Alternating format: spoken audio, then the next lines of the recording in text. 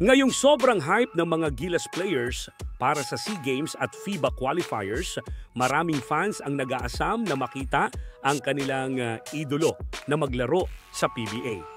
Kumbaga sa nagbebenta ng Pokemon cards, hindi pa namimint ang best of the best players na hinihintay lang ng mga teams na mahinog para makuha sa kanilang team. Eto, silipin natin ang sinasabi ng marami na best draft class ng Pilipinas next year o sa mga susunod na taon. Pero bago yan, like and subscribe lang mga idol para sa latest basketball news and highlights. Third D. Ravenna, 6'3" athletic guard na kayang maglaro both ends of the floor. Depensa at opensa, alam na. Matapos ang ilang taon sa Japan B-League, dala ni Third D. Ravenna ang maturity at professionalism na bihira sa mga local guards. Hindi na lang siya basta high flyer o highlight reel. Ngayon, isa na siyang leader na kayang magbigay ng energy at composure sa loob ng court. Kung tutuusin, perfect timing nga para pumasok siya sa PBA. Mas kilala na siya sa international stage, mas matatag mentally at mas may alam na sa team system play. Hindi na siya yung batang atinista na puro bilis. He's a complete player now. Ready na para sa susunod na yugto ng career niya. Pangalawa sa listahan ay si SJ Belanghel.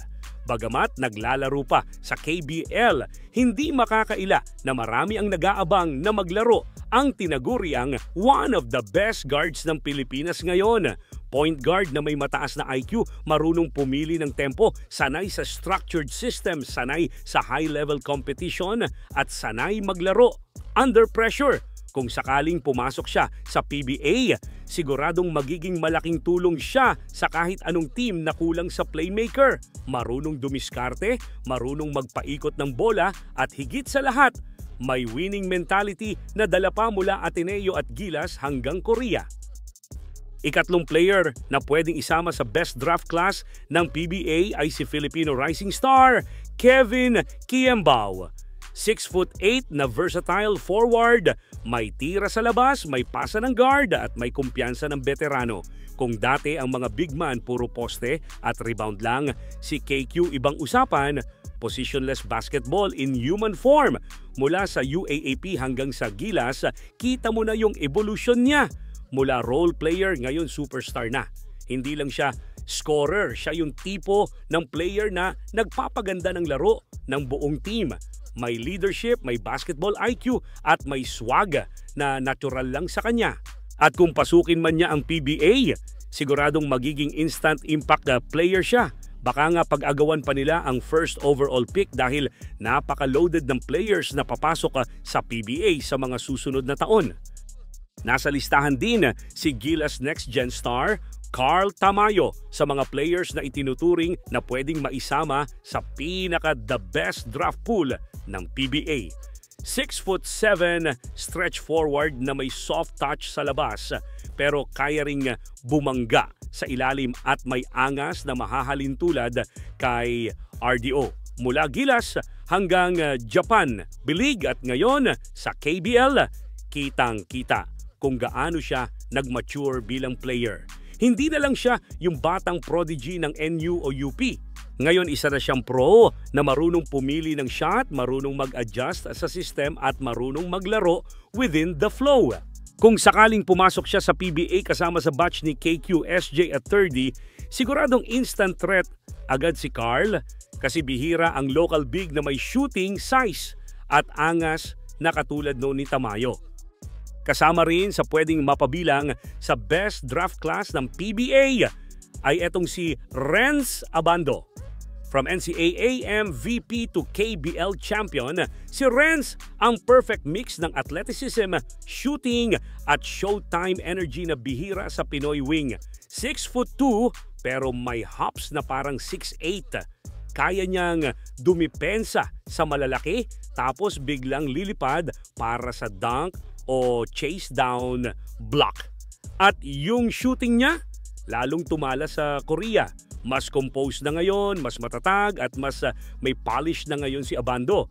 Kung pipiliin din niya pumasok sa PBA, no, tsak magiging crowd favorite siya panigurado. Baka nga pag napunta pa siya sa Ginebra o San Miguel, manumbalik ang sigla ng liga dahil may aabangan na naman ang mga fans na panoorin. Pag-usapang draft class, isa sa mga pinaka-pinag-uusapan ay ang player na si QMB, 6'10" na may stretch big skill set. Kayang mag-set ng matitibay na screens, mag-roll ng maayos at mag-finish efficiently sa ilalim. Sa ngayon, isa siya sa mga pinaka-inaabangan hindi lang sa Gilas kundi sa PBA mismo, lalo na't naaprubahan na ang eligibility niya bilang local. At kung tuloy-tuloy at mapag-isipan niyang pumasok sa PBA sa mga susunod na taon, 2 pangalan lang ang lilitaw na matunog sa first overall pick. QMB lang o si Kai Sotto. Well, speaking of Kai, buong bansa ata ang nakatutok kung kailan nga ba siya magpapadraft sa PBA. Matagal-tagal na ring usapan ang pagiging hinog ni Kai sa international basketball, kaya halos lahat ng team sa PBA ay nakaabang sa 7'3" Gilas Center kung kailan niya papasukin ang draft sa PBA.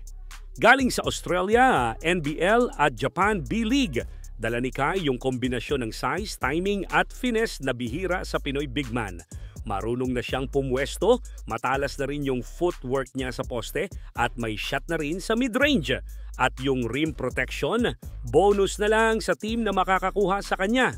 Kaya kung may isang pangalan na hinihintay sa draft class ng PBA sa mga susunod na taon, nangunguna ang pangalan ni Kai sa inaabangan ng fans at ng mga teams sa PBA.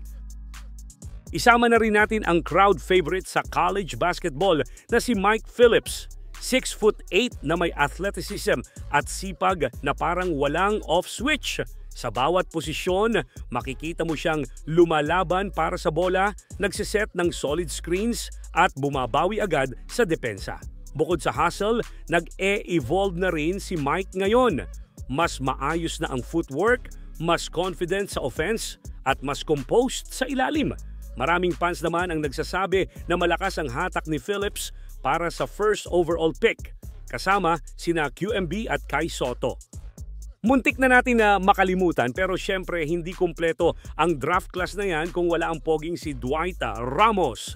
6'4" guard forward na kayang gawin lahat, magdala ng bola, dumepensa sa import, pumukol ng tres o magpasa sa tamang oras, di ba wala ka nang hahanapin pa? Matapos ang ilang taon niya sa Japan B-League, halatang tumibay lalo ang fundamentals ni Dwight. Hindi flashy, pero napaka-efficient. Hindi rin siya maingay, pero palaging reliable every game. Siya yung tipo ng player na hindi mo mapapansin agad sa stats. Pero pag wala siya, ramdam mong kulang ang team. Kung makasama man siya sa draft class with Kai, QMB and Phillips, parang namamalengke lang ang mga teams sa PBA sa sobrang sulit ng makukuha nilang players. Sa mga players na nabanggit natin, eto na nga ba ang pinaka-star-studded na draft class sa kasaysayan ng PBA? Maibalik naman kaya nila ang sigla ng liga kung sakaling sabay-sabay silang pumasok sa PBA?